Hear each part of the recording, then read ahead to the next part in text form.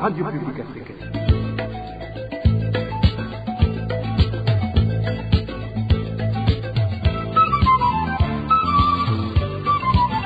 Radio Publique Africaine.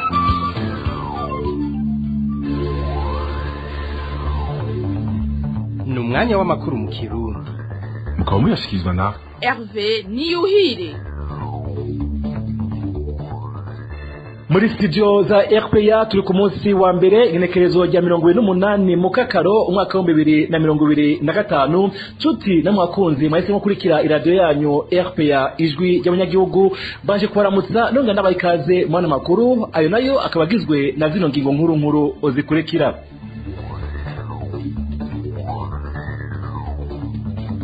Kuri uyu w'Imana ni wishira hamwe ase genocide Kirimoso ryaramuka gibuka abatutsi amajana 6 bagandaguriwe bunyamaswa ibugendana muri Mukakaro mu mwaka wa 1996.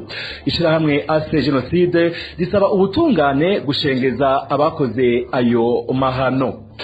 Inama nshingamateka nshasha yatowe yashashe uyu munsi mu ngoro y'amakoraniro mu Kigobe. Iteko rizogenga ubwo rwego yayitekanije gutorwa uno munsi bikaba bitakunze ko ritogwa.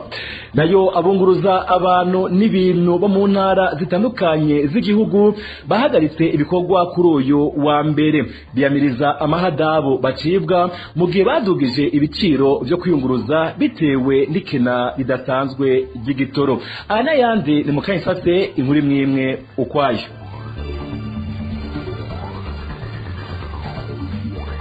Yasubiye kubaramutsa reka ano makuru tuyahere muyavugwa mu mpunzi z'abarundi. Impunzi imwe yishwe abandi nabo batari bake barakomereka mu gitondo cy'uyu munsi mu ikambi ya Kakuma mu gihugu ca Kenya, aho bari kwagira imyerekano yo kwiyamiriza uko bashigwa mu migwi y'abaronswa ifashanyo. Imigwi bavuga ko yakozwe hisunzwe ka mwana wa mama. Ino nkuru twayiteguriwe na Dani Claire iratwumva. Abandika abaronswa ifashanyo aho mu ikambi ya Kakuma bazindukiye muri iyo kambi kugira bashobore kwandika abazoronswa ifashanyo kuva ku wa mbere uza, mu gihe bariko bamenyesha ko umuco wa mbere n'ugira kabiri ari bo bonyene baza kwiyandikisha. Abari mu muco ugira 3 na 4 babwirwa ko bosubira inyuma, agashavu gaca karaduga, akajagari karadika, batangura gutera amabuye. Abo barashe bamushikanye kwitara yapfuye hamwe batunagura amaguru n'abapolisi bageze bananirwa bariruke. Abanyeshuri bo mu cyane ntibakoze n'uyu munsi bari bagiye gukora ku mashuri amwe ntibabonye imigwi izananye abateye amabuye nkeka abakenya biyugaranye mu mashuri babuze niyo birukira. Imwe mu mpunzi y'abarundi aho mu ikambi ya Kakuma ivuga ko hakozwe akarenganyo mu kugira iyo mice, igasaba ko uko bagiye barashigwa muri iyo mice byosubirwamwo. Mwese by'impunzi tudapokera umva bidoca bigenda gute, kandi bakirafata n'amakategori bagenda bayahereza abantu batayarekuriwe. Hariyo ibimuga nyene ubona ko ari ibimuga kabisa bahawe amakategori sport badashobora no gucuruza, umuntu akava ku gakinga, umuntu baterura kuja kuri ico ariko akisanga bamuhaye kategori sport. None umva bifunze iki? Mbere abantu biyumvira yuko hagiye hakoreshwa amafaranga, ababiza tunga benshi nibo bafite amakategori 1 nibo bafite za kategori. Uruganda rwa RPA niturashobora kuronka abajejwe iyo kambi ya Kakuma muri Kenya kugira bagire ico bashikirije. Arakoze Dani Claire iratwumva. Mu gisata kijanye n'umutekano uruganda rwa RPA rwashoboye kumenya abantu babiri bishwe mu ntara zibiri muzigize igihugu muri izi twaraye dusozereye. Wa mbere n'umukezi yitwa Harerimana Aline yatowe ari kiziga kimanitse ku giti civoka ku mutumba Muhingira muri zone ya Gatara muri komine Matongo mu ntara ya Butanyerera kuwa gatanu uheze. Amakuru ava mu Kayanza akavuga ko uwo mukenyezi yoba yarabanje gushashuzwa ku nguvu n'abantu batashoboye kumenyekana. Wa kabiri no mu ntara ya Bujumbura nawe nyene n'umukenyezi yishwe atewe grenade ku mutumba Rusiga muri komine ya Cibitoke ku munsi wa gatatu uheze. RPA tubandanye n'amakuru twateguriye nari nayabwiye mu ntango zano makuru kuri uwimana niho ishirahamwe ase genocide Kirimoso ryaramuka ryibuka abatutsi barenga 600 badandaguriwe bunyamaswa ibugendana kuwa 21 mu Kakaro umwaka w'1996 inyuma y'imyaka 29 yose ubutungane butarahasha abakoze ayo mahano ishirahamwe ase genocide risaba ubutungane narijya ivyo vyabaye hari n'abandi banyagihugu mu bwoko bw'abatutsi bari baherutse kwicwa mu kivunga iteza muri mu Kakaro nyene mu mwaka w'1996 ari nako gusaba ko ibibanza bibamwo abateshejwe izabo vyo kubahwa n'abibamwo bagakingirwa. Kurikira Terence Mushano ni cegera curongoye ishirahamwe ase genocide Kirimoso. Saba leta y'u Burundi ko yo kubaha amasite de déplacer ahari mu gihugu cose kongera kubahiriza amasezerano mpuzamakungu yasinyiwe i Kampala mu Buganda kuwa 22 Gitugutu umwaka wa 2009 yubahiriza abahungiye mu bihugu byabo by'amavukiro. Zongeye ase genocide Kirimoso irasaba ishimitse ko leta y'u Burundi yo kwikubita gashi igasaba sentare mpuzamakungu yo guca imanza z'ivyaha vyakorewe abarundi abatutsi bagaheza bakaza bagashiraho parquet international procureur general international atohoza neza ivyabaye akurikije amategeko y'ubutungane bagaheza bakabona gutandukanya icyatsi n'ururu ntibagume bakorera kuri bijya severe ivuga kandi hengamye itaremesha bose. RPA turabandanya n'amakuru twateguriye mu gisata kijanye n'agateka ka azina muntu mu kigo cishinzwe guteza imbere indero n'iterambere ry'ugwaruka CREDEJ barashima ingingo ya sentare ya Rutana yarayifashe mu rubanza w'ikibiriraho yaciriye abagirizwa gukora udandazwa rw'abana babajana mu bihugu vya Tanzania n'ibindi vyo mu karere. Arsene Arakaza atwara ico kigo asaba leta nyabuna gushiraho umugwi wigenga kugira ukora amatohoza ku bana bamaze gutwarwa aho bari nuko babayeho. Ikigo CREDEJ cishinzwe guteza imbere indero n'iterambere ry'ugwaruka ubwa mbere turashima ingingo yafashwe n'ubutungane aho sentare nkuru y'intara ya Rutana yashoboye gucira kuri wa gatanu urubanza ku bantu bashika 4 bagirizwa gutwara abana bakiri bato babatwara muri Tanzania. Aho twovuga witwa Vincent Kubwimana, Damascene Ndabaroheye na Richard Nduwayezu baciriwe umunyoro w'imyaka 7 n'igice hamwe n'umushoferi yunguza abo bana abatwara muri Tanzania aho yaciriwe umunyoro w'imyaka 10 n'ihadabu $500 y'amafaranga y'amarundi. Kuri CREDEJ yagize amatohoza kuri ako kabi kabishe kaguma kibonekeza ku gutwara abana muri Tanzania. Ubwa mbere turashima iyo ntambwe y'ubutungane tukashima ukuntu abo bantu bashoboye guciribwa imanza, ariko twebwe tugasaba muri CREDEJ yuko ubutungane na leta y'u Burundi muri rusangi ko boshiraho umugwi udasanzwe ushobora kwiga udahengamye kandi ukiga mu mizi kuri ico kibazo c'abana ariko batwagwa muri Tanzania ndetse no mu karere. Uwo mugwi udasanzwe tukibaza ko ushobora guca ushira ahabona ako kagwi bigaragara ko gakoresha ubuhinga bwinshi kandi gashobora kuba kanakingiwe gatwara abana muri Tanzania. Uwo mugwi kandi ugashobora kumenya igitigiri nyezina c'abana baza bashitse muri Tanzania canke no mu karere. Ikindi uwo mugwi ugashobora gushira habona kandi ingene abo bana bafashwe, ingene bamerewe mu gihugu ca Tanzania no mu karere. Ni inshingano za leta y'u Burundi yo gukingira abanyagihugu bose na cyane cyane agateka k'abo bana muri iyi minsi kageramiwe, kuko niyo abavyukuri leta ifise ubwo bushake irafise uburyo bwo kugira ayo matohoza, isanzwe ifise abahagarariye Uburundi mu gihugu ca Tanzania. Kuko twebwe muri CREDEJ biratubabaza kandi bikadutera impungenge kubona n'abana bashobora guhagarikwa bashobora kumara iminsi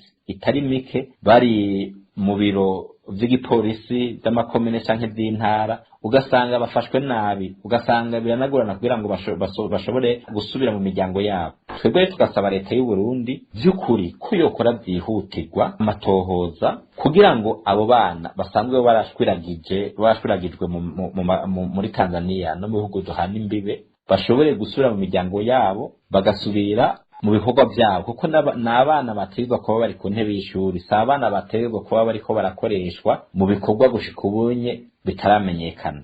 Mu kanya turabandanya n'amakuru twateguriye. RPA turabandanya n'amakuru twateguriye mu gisata kijanye na politike. Inama nshingamateka nshasha yatowe itariki 5 z'ukwezi kwa gatandatu yafashe uyu munsi mu ngoro makuraniro mu Kigobe. Hari hatekanijwe ko hatogwa iteko rizogenga ubwo rwego cyo kimwe n'umukuru w'inama nshingamateka n'ivyegera vyiwe bitahavuye bikunda. Wararongoye isasa ry'uyu munsi umushingamateka Joachim Barutwanayo yatowe mu ntara ya Gitega ari nawe aruta bose mu myaka yavuze ko hashizweho umugwi w'abashingamateka indwi uzokwiga iryo teko rishasha rizotogwa ku munsi w'ejo hakurikire itogwa ry'ibiro vy'inama nshingamateka.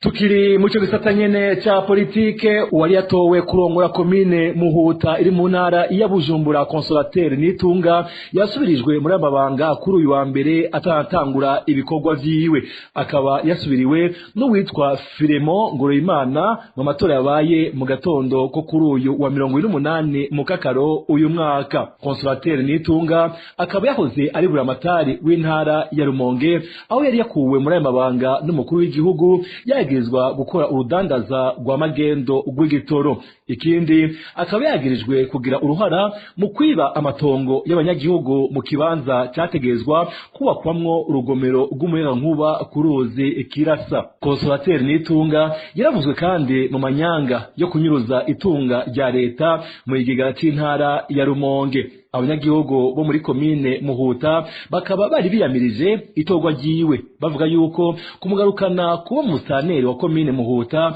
bisa nko kumushimira ku mabi yakoze. Tuhananize ano makuru twaba ateguriye.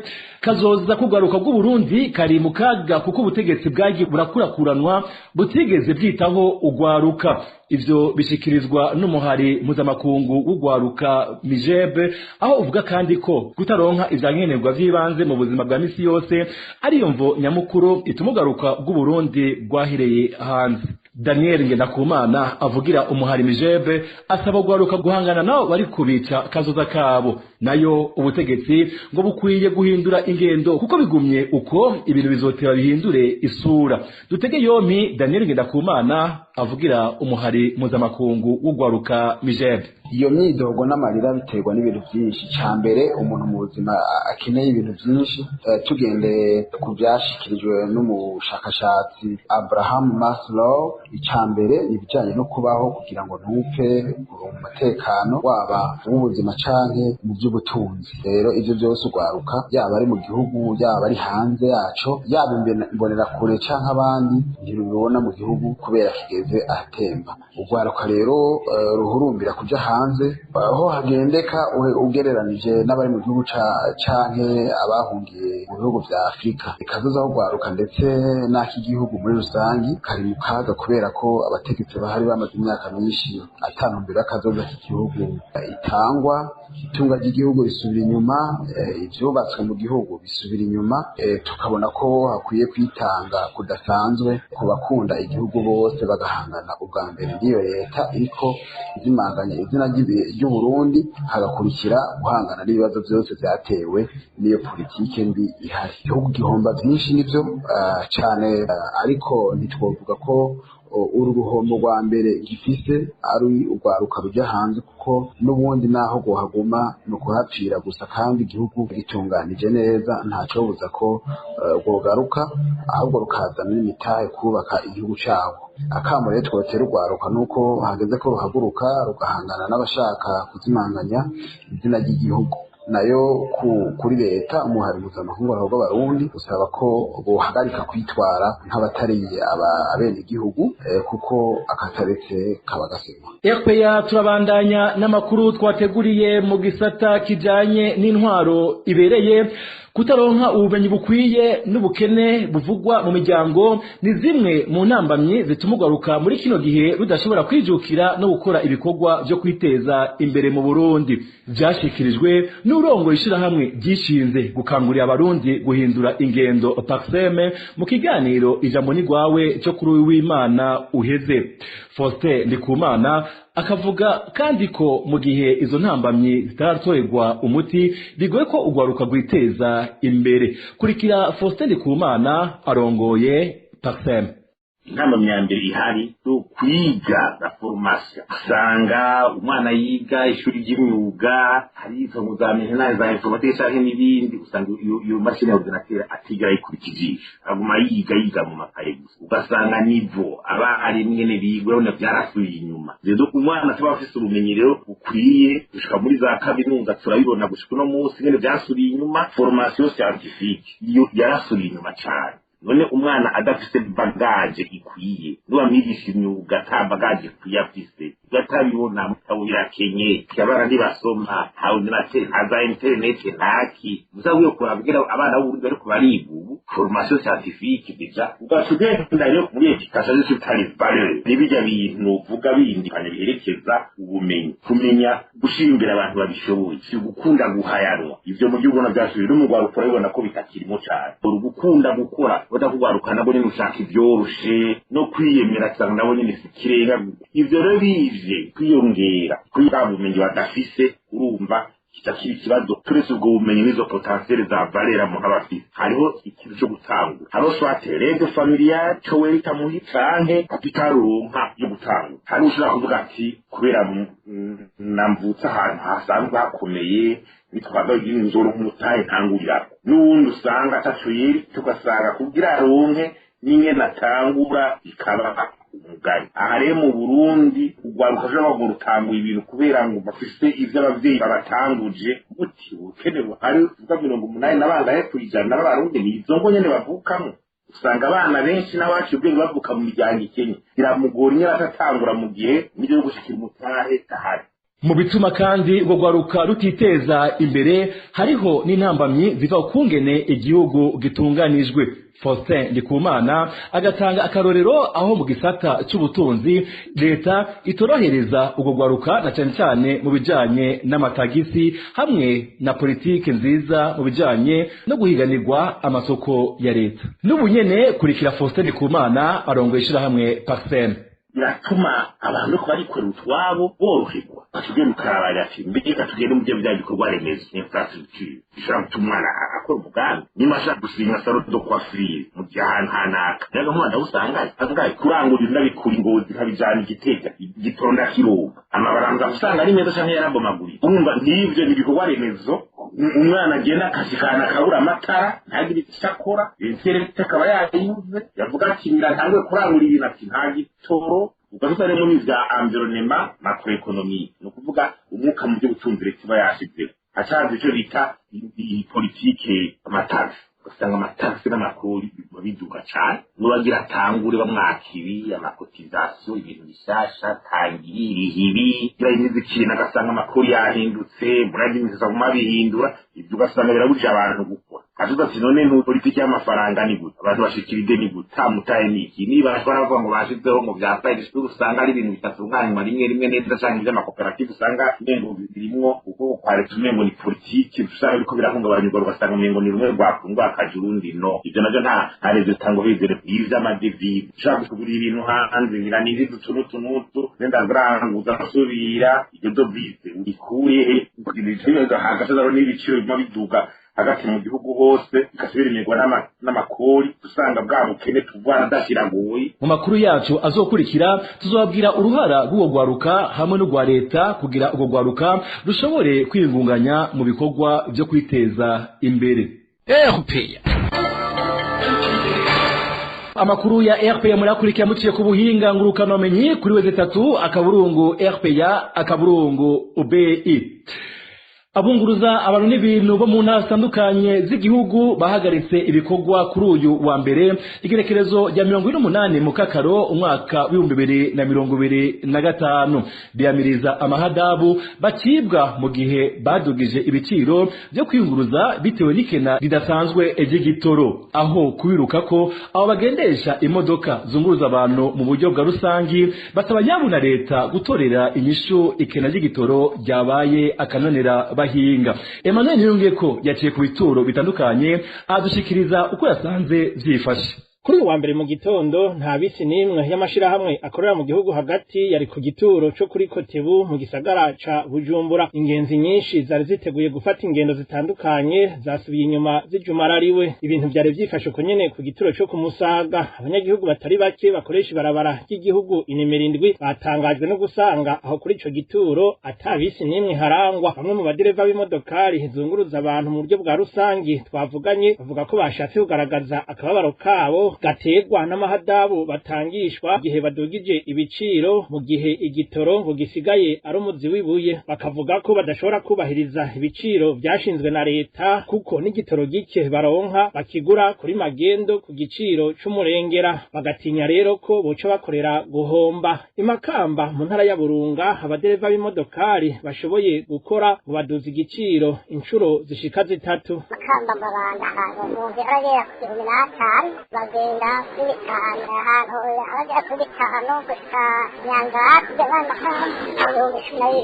RPA yagendeye kandi igituro c'imodokari kiri mu gisagara ca Gitega nta modokari yaharangwa. Uno munyagihugu akavuga ko kuri magendo igiciro c'icupa ry'ilitiro n'inusu kirimo essence cadugijwe ko amafaranga 10,000. Ikibazo cyo kwiyunguruza musigara ikibazo giteye ubwoba kubera nta modokari n'imwe iri ku gituro iriko iradufasha abantu zaba za mazutu zirya kwasiteri canke zaba iza essence. Nk'ubu Igitega ikinju ya essence yari ku mafaranga 200 urigeze ku mafaranga 30. Kwiyunguruza vyabaye nabi vyanse ikibazo ico leta ishaka. Ku gituro c'ishirahamwe Volcano kiri ku mugwa mukuru wa komine Ngozi abanyagihugu benshi bari barindiriye bihebuye imbere y'imodoka zitagira igitoro. Mu gisagara ca Ngozi abantu bawuze nyene biyunguruza ku bituro vya Volcano amabisi 8 abo yose arahagaze nta gitoro kirimwo abantu barenga 500 bari barindiriye kuyunguruza. Aho kubiruka ko rero abo bagendesha imodoka zunguruza abantu mu buryo bwa rusangi basaba nyabuna leta gutorera inyishu ikena ry'igitoro ryabaye akayobera bahinga kugira babandanye barangura imirimo yabo ibatungiye imiryango. Arakoze na mugenzi wacu Emmanuel Niyungeko.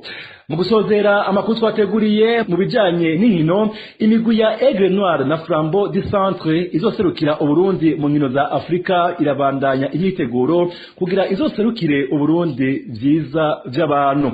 Muri handball naho kuri w'Imana niho hasozerwa inkino zibanziriza ihiganwa ry'uno mwaka. Igikombe mu bakuze cyatahukanywe na SOS isinze intwari.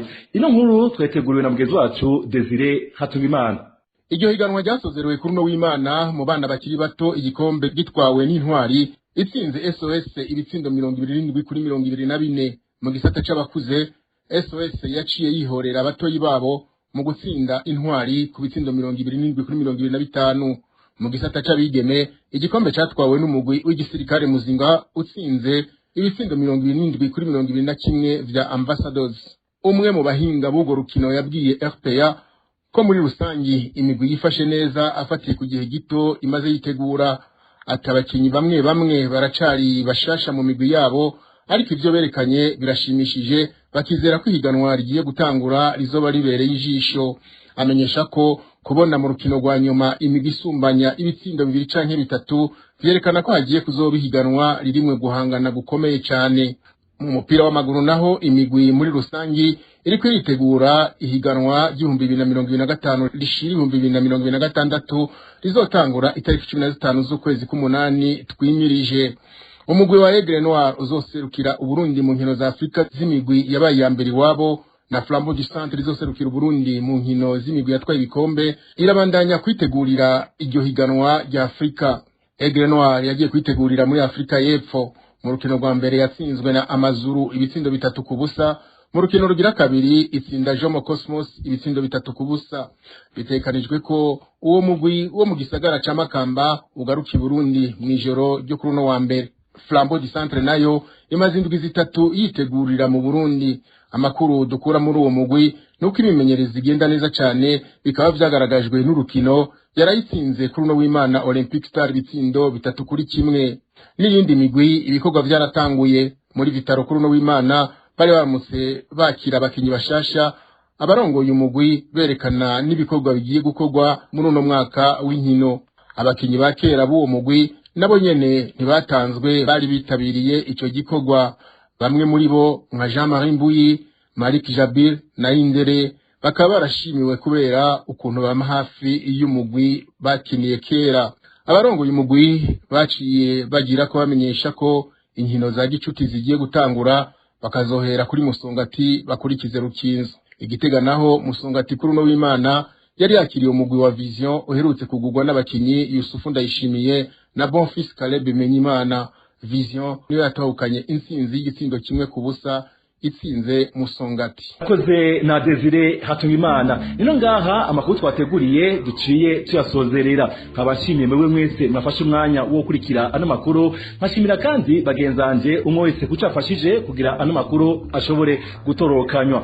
Hervé Nyuhire meje kwashikiriza ano makuru nkaba ndabasezeye ndabifuriza kugira amahoro y'Uwiteka.